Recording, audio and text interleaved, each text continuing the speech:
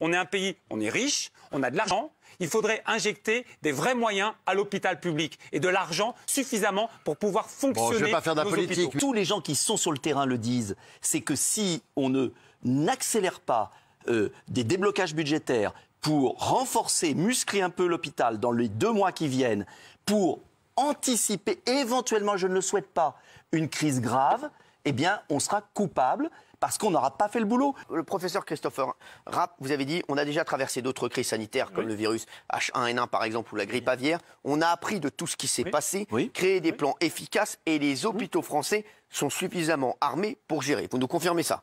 On a effectivement une colonne vertébrale, une doctrine qui est très très solide. Voilà. On a une coordination qui est bonne. On fait des exercices chaque année. On a au fil du temps mieux géré les épidémies. J'ai personnellement géré les cas Ebola en France et depuis on a fait des retours d'expérience et on a réécrit les protocoles. Tout est écrit, on s'adapte et on travaille les experts jour et nuit en ce moment pour appuyer et pour éclairer la décision des politiques. Et donc cette coordination-là, il n'y a pas beaucoup de pays qui l'ont. Il y a peut-être que les Américains, les Anglais et les Allemands peut-être qui ont ça. Vous l'avez écouté, le directeur général de la santé tout à l'heure s'exprimer. C'est pas un politique, c'est un haut fonctionnaire de la santé qui est quelqu'un de sérieux. Il a dit tout à l'heure dans une conférence de presse qu'il y avait 138 établissements qui étaient prêts à accueillir du public.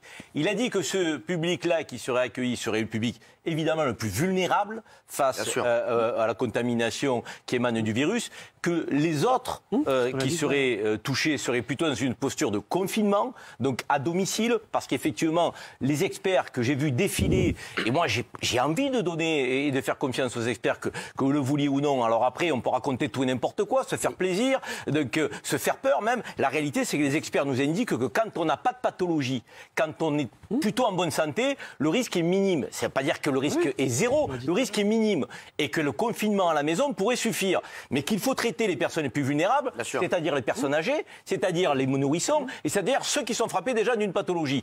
Nous avons l'habitude en France, et nous nous sommes entraînés à avoir des afflux massifs ou de blessés, ou de patients. On sait faire, les armées le savent, les civils le savent. Donc pour vous, la France est prête?